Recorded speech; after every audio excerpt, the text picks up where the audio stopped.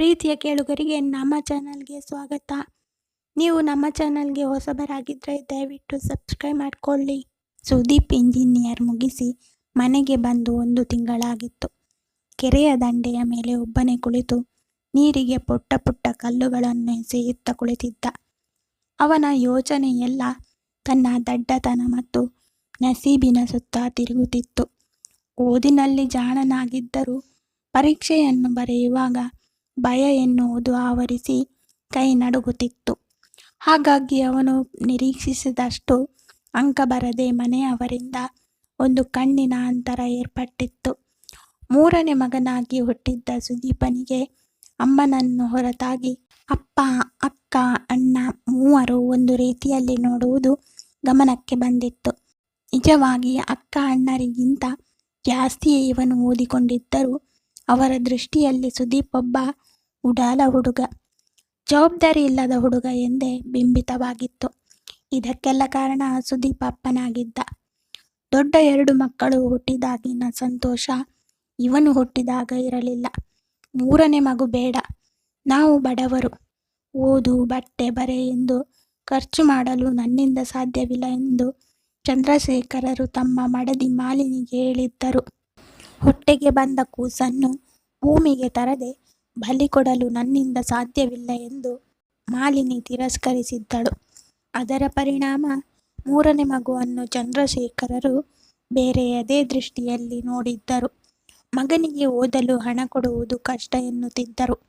PUCಯವರೆಗೂ ಸರಕಾರಿ ಶಾಲೆಯಲ್ಲಿ ಓದಿದ್ದ ಸುದೀಪನು ಇಂಜಿನಿಯರ್ಗೆ ಸೇರಲು ಹಣ ಕೊಡುವುದಿಲ್ಲ ಎಂದರು. ಅದಕ್ಕಾಗಿ ಸ್ನೇಹಿತರ ಸಹಾಯ ಪಡೆದು ಸಾಲ ತೆಗೆದು ಇಂಜಿನಿಯರ್ ಮುಗಿಸಿದ್ದ. ಇಂಜಿನಿಯರ್ ಸೇರುವಷ್ಟರಲ್ಲಿ ಮೊದಲ ಮಗನಾಗಿದ್ದ ಅಣ್ಣ ಕಾರ್ತಿಕ ಸರಕಾರಿ ಪ್ರೌಢಶಾಲೆಯಲ್ಲಿ ಶಿಕ್ಷಕನಾದರೂ 1 ರೂಪಾಯಿ ಕೊಡಲಿಲ್ಲ. ಅಪ್ಪನಂತೆ ಆ ಅಣ್ಣ ಅಕ್ಕರಿಗೂ ಇವನನ್ನು ಕಂಡರೆ ಅಷ್ಟಕ್ಕಷ್ಟೇ. ಅಮ್ಮ ಮಾತ್ರ ತರಕಾರಿ ತರುವಾಗಲೂ ಆಸ್ಪತ್ರೆಗೂ ಎಂದು ಕೊಟ್ಟ ಹಣವನ್ನು ಒಟ್ಟುಗೂಡಿಸಿ ಸುದೀಪ್ ಜೇಬಿಗೆ ಇಡುತ್ತಿದ್ದಳು. ಈ ವಿಚಾರ ಚಂದ್ರಶೇಖರರಿಗೆ ಗೊತ್ತಿತ್ತು. ಆದರೆ ಹೆತ್ತ ಮಗನಿಗೆ ತಾಯಿಯಾಗಿ ಅಷ್ಟು ಕೊಡುವ ಹಕ್ಕಿದೆ ಎಂದು ಸುಮ್ಮನಿದ್ದರು. ಆದರೆ ತಾವಾಗಿಯೇ ನಿನಗೆ ಹಣ ಬೇಕೇನು ಎಂದು ಕೇಳಿದವರಲ್ಲ.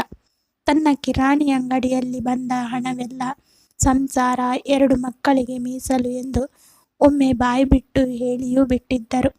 ಅದರ ಮೇಲೆ ತನಗೆ ಈ ಮನೆ ಪರಕೀಯರ ಮನೆ ಎಂದೇ ಸುದೀಪ ತಿಳಿದಂತೆ ಇದ್ದುಬಿಟ್ಟ. ಅಮ್ಮ ಒಬ್ಬಳು ಇಲ್ಲಿಲ್ಲದಿದ್ದರೆ ಈ ಮನೆಗೆ ಬರುತ್ತಲೇ ಇರಲಿಲ್ಲ ಅನಿಸಿತು. ನಿನ್ನೆ ಅಮ್ಮ ಅಂಗಡಿಗೆ ಕಿರಾಣಿ ಕೊಡಲಾದರೂ ಕರೆದುಕೊಂಡು ಹೋಗಿ, ಅವನು ಮನೆಯಲ್ಲಿ ಇದ್ದು ಬೇಜಾರು ಅಂತಿದ್ದಾನೆ ಎಂದ ಮಾತಿಗೆ ಚಂದ್ರಶೇಖರರು ಅವನು ಅಂಗಡಿಗೆ ಬಂದರೆ ನಾನು ನಾಶ ಆದಂತೆ ಎಂದು ಒಂದೇ ಮಾತಲ್ಲಿ ಮುಗಿಸಿಬಿಟ್ಟಿದ್ದರು. ಆ ಮಾತು ಕೇಳಿದ ಸುದೀಪನ ಮನಸ್ಸು ತುಂಬಾ ನೊಂದುಕೊಂಡು ಬಿಟ್ಟಿತ್ತು. 1 ತಿಂಗಳಿಂದ ಮನೆಯಲ್ಲೇ ಕೆಲಸವೂ ಇಲ್ಲದೆ ಕುಳಿತದ್ದು ಸಾಕು, ತಾನು ಇನ್ನು ಹೀಗೆ ಕೂರಬಾರದು ಎನಿಸಿತು. ಅದಕ್ಕೆ ಬೆಂಗಳೂರು ಹೋಗಬೇಕು, ಅಲ್ಲಿ ಯಾವುದಾದರೂ ಚಿಕ್ಕ ಕೆಲಸವನ್ನಾದರೂ ಹಿಡಿಯಬೇಕು ಎಂದುಕೊಂಡ. ಕೆರೆಯ ದಂಡೆಯಿಂದ ಮೇಲೆದ್ದು ಮನೆಗೆ ಬಂದನು. ಕೋಣೆಗೆ ಹೋಗಿ ಒಂದು ಪುಟ್ಟ ಚೀಲದಲ್ಲಿ 4-6 ಅಂಗಿಯನ್ನು ತುಂಬಿಕೊಂಡ.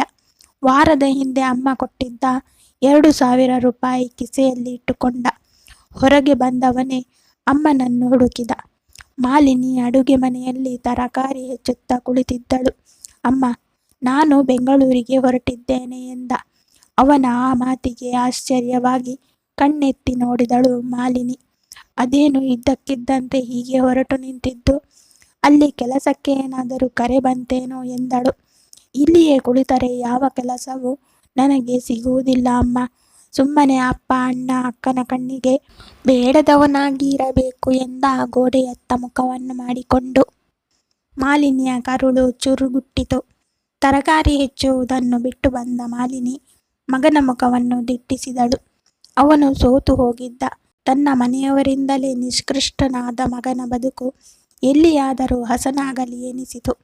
ಅವನೊಟ್ಟಿಗೆ ಮಾತನಾಡದೆ ಆಗ ತಾನೇ ಮಾಡಿದ್ದ ಬಿಸಿ ಅನ್ನಕ್ಕೆ ಮೊಸರು ಉಪ್ಪಿನಕಾಯಿ ಹಾಕಿಕೊಂಡು ಬಂದಳು.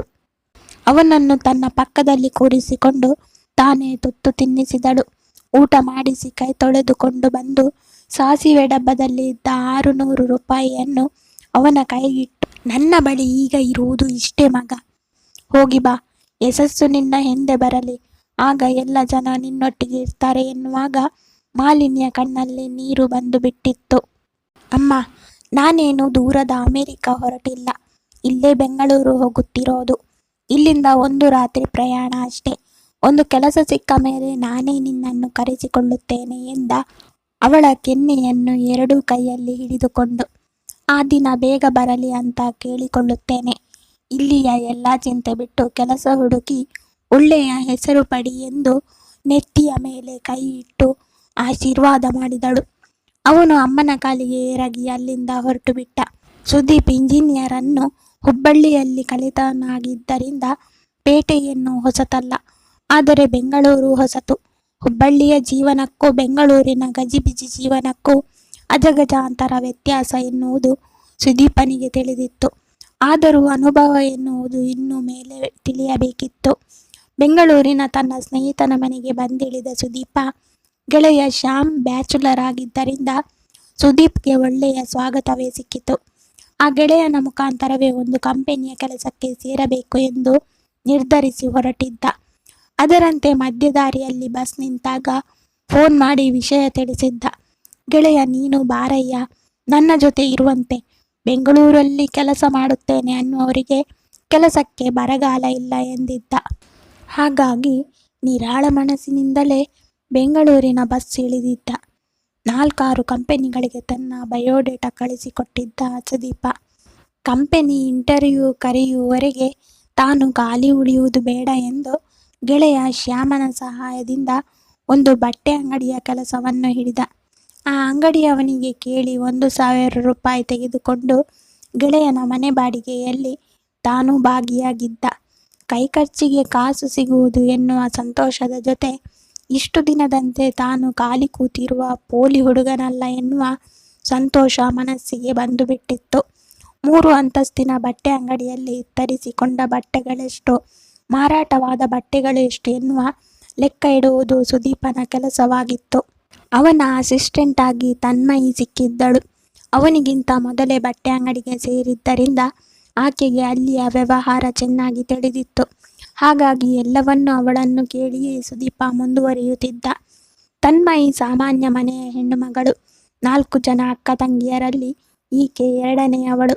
ಅಜ್ಜ, ಅಜ್ಜಿ, ಅಪ್ಪ, ಅಮ್ಮ ಜೊತೆಗೆ 4 ಹೆಣ್ಣು ಮಕ್ಕಳಿರುವ ಆ ಮನೆಗೆ ಆಧಾರವಾಗಿರುವುದು ಅಪ್ಪ, ಅಕ್ಕ ಮತ್ತು ಇವಳು.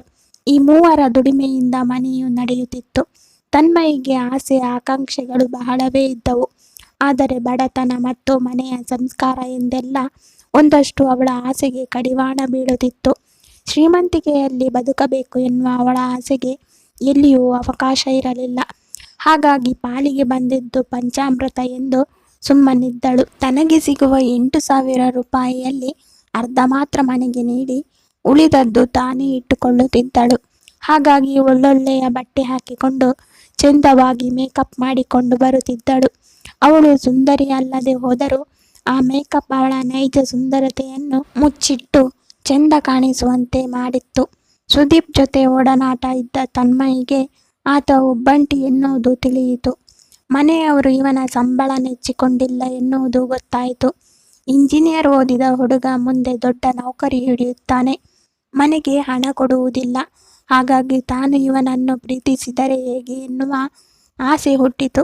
ಆ ಆಸೆಗೆ ಪೂರಕವಾಗಿ ನಡೆದುಕೊಳ್ಳಲಾರಂಭಿಸಿದಳು. ಸುದೀಪ್ ಬಟ್ಟೆಯನ್ನು ಒತ್ತಟ್ಟಿಗೆ ಜೋಡಿಸಲಾರಂಭಿಸಿದ್ದ. ಅಲ್ಲಿಗೆ ತನ್ಮಯಿ ಬಂದು ನಿಂತು ಒಂದೇ ಸಮನೆ ನೋಡುತ್ತಿದ್ದಳು.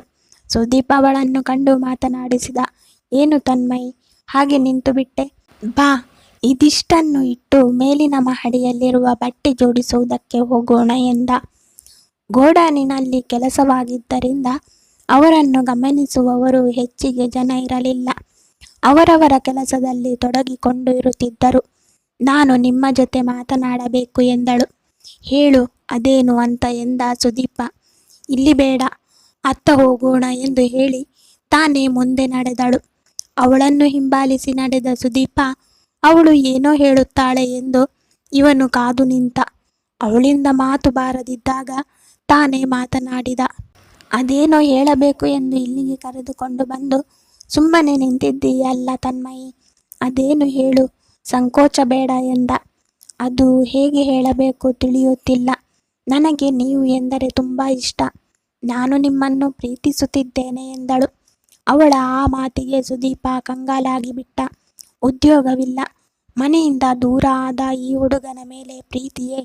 ಇದು ಪ್ರೀತಿಯೋ ಆಕರ್ಷಣೆಯೋ ಎನ್ನುವುದು ಅವನ ತಲೆಯಲ್ಲಿ ಯೋಚನೆ ಬಂದುಬಿಟ್ಟಿತು. ನೀವು ಏನು ಹೇಳುತ್ತಿಲ್ಲ, ನಿಮ್ಮನ್ನು ಬಿಟ್ಟು ನಾನು ಬದುಕಲಾರೆ ಎಂದಳು. ನಾವು ಇಬ್ಬರು ಇಲ್ಲಿ ಕೆಲಸಕ್ಕೆ ಬಂದವರು. ನಮ್ಮ ಪರಿಚಯವಾಗಿ 1 ತಿಂಗಳು ಸಹ ಆಗಿಲ್ಲ. ಅಲ್ಲದೆ ನನಗೆ ಬೇರೆ ಕಡೆ ಕೆಲಸ ಸಿಕ್ಕರೆ ಇಲ್ಲಿ ಬಿಟ್ಟು ಹೋಗುತ್ತೇನೆ. ನನ್ನ ಜೀವನವೇ ಸದ್ಯಕ್ಕೆ ಅತಂತ್ರವಾಗಿದೆ. ಹಾಗಿರುವಾಗ ನೀನು ನನ್ನನ್ನು ಪ್ರೇಮಿಸುತ್ತೇನೆ ಎಂದರೆ ಹೇಗೆ ಒಪ್ಪಿಕೊಳ್ಳಲಿ? ಇದೆಲ್ಲ 4 ದಿನದ ಮಾತಲ್ಲ ತನ್ಮಯಿ, ಸ್ವಲ್ಪ ಯೋಚಿಸು. ಸದ್ಯಕ್ಕೆ ನಾನು ಪ್ರೀತಿ ಗೀತಿ ಅಂತೆಲ್ಲ ಯೋಚಿಸುವ ದಾರಿಯಲ್ಲಿಲ್ಲ ಎಂದು ಬಿಟ್ಟ. ಆಕೆ ಅಳಲು ಆರಂಭಿಸಿದಳು. ಅವಳ ಅಳುವನ್ನು ಕಂಡ ಸುದೀಪನ ಹೆಂಗಲೋಳು ಒದ್ದಾಡಿತು. ತಾನು ಇಲ್ಲಿ ನಿಂತರೆ ಅನಾಹುತ ಎಂದು ಸರಸರನೆ ಅಲ್ಲಿಂದ ನಡೆದು ಹೋದ. ಇಬ್ಬರಲ್ಲೂ 4 ದಿನವಾದರೂ ಮಾತುಕತೆ ಇರಲಿಲ್ಲ. 5ನೇ ದಿನ ಆಕೆ ಕೆಲಸಕ್ಕೆ ಬರಲಿಲ್ಲ. ಅವಳು ಬರಲಿಲ್ಲ ಎನ್ನುವುದರರ್ಥ ಸುದೀಪ ಹೆಚ್ಚಿಗೆ ಗಮನವನ್ನು ಕೊಡಲಿಲ್ಲ. ಸುಮಾರು 12 ಗಂಟೆಗೆ ಮ್ಯಾನೇಜರ್ ಕರೆಯನ್ನು ಕಳುಹಿಸಿ ಅವನ ಕೈಗೆ ಫೋನ್ ಕೊಟ್ಟರು. ತನ್ಮಯಿ ವಿಷ ಕುಡಿದಿದ್ದಾಳೆ ಎನ್ನುವ ಮಾತು ಕೇಳಿ ಧರೆಗೆ ಇಳಿದು ಹೋಗಿದ್ದ ಸುದೀಪ ಆಸ್ಪತ್ರೆಗೆ ಓಡಿದ. ಆಕೆಯ ಕಣ್ಣುಗಳು ಒಳಹೊಕ್ಕಿದ್ದವು. ಚಿಗರೆಯಂತಿದ್ದ ತನ್ಮಯಿಯ ಮುಖವು ಈಗ ಬಾಡಿದ ದಾಸವಾಳವಾಗಿತ್ತು. ಅವಳ ಬಳಿ ಹೋಗಿ ನಿಂತ. ಆಕೆಯ ಕಣ್ಣಿಂದ ನೀರು ಜಾರಿತು. ತಾನೇ ಅವಳತ್ತ ಬಾಗಿ ಕಣ್ಣೀರು ಒರೆಸಿದ. ಸರಿ ಕಣೆ, ನೀನು ಇಷ್ಟು ಹಚ್ಚಿಕೊಂಡಿರುತ್ತೀಯ ಎನ್ನುವುದು ಗೊತ್ತಿರಲಿಲ್ಲ. ನನ್ನ ಪರಿಸ್ಥಿತಿ ಬೇರೆಯೇ ಇದೆ, ಅದು ನಿನಗೂ ಗೊತ್ತಿತ್ತು. ತಾಳ್ಮೆ ಇಲ್ಲದೆ ಹೀಗೆ ಪ್ರಾಣಕ್ಕೆ ಕುತ್ತು ತಂದುಕೊಳ್ಳುವುದು ಎಷ್ಟು ಸರಿ ಹೇಳು? ಇನ್ನು ಹೀಗೆ ಮಾಡಿಕೊಳ್ಳುವುದಿಲ್ಲ ಎಂದು ಮಾತು ಕೊಡು. ನಾನು ಯಾವತ್ತೂ ನಿನ್ನ ಕೈ ಬಿಡುವುದಿಲ್ಲ ಎಂದ. ಆಕೆ ಅವನ ಕೈಯಲ್ಲಿ ತನ್ನ ಕೈ ಸೇರಿಸಿದಳು. ಮೆಲ್ಲನೆ ಅವನ ನೋಡಿ ನಕ್ಕಳು. ಅವಳ ಮುಂಗೈಗೆ ತನ್ನ ತುಟಿಯನ್ನು ತಾಕಿಸಿ ಮುತ್ತನ್ನು ಇಟ್ಟ. ಕತೆ ಮುಂದುವರಿಯುವುದು. ಈ ಕತೆ ಇಷ್ಟ ಆಗಿದ್ದರೆ ಲೈಕ್ ಮಾಡಿ, ಶೇರ್ ಮಾಡಿ. ಸಬ್ಸ್ಕ್ರೈಬ್ ಮಾಡದವರು ದಯವಿಟ್ಟು ಸಬ್ಸ್ಕ್ರೈಬ್ ಮಾಡಿಕೊಳ್ಳಿ. ಧನ್ಯವಾದ.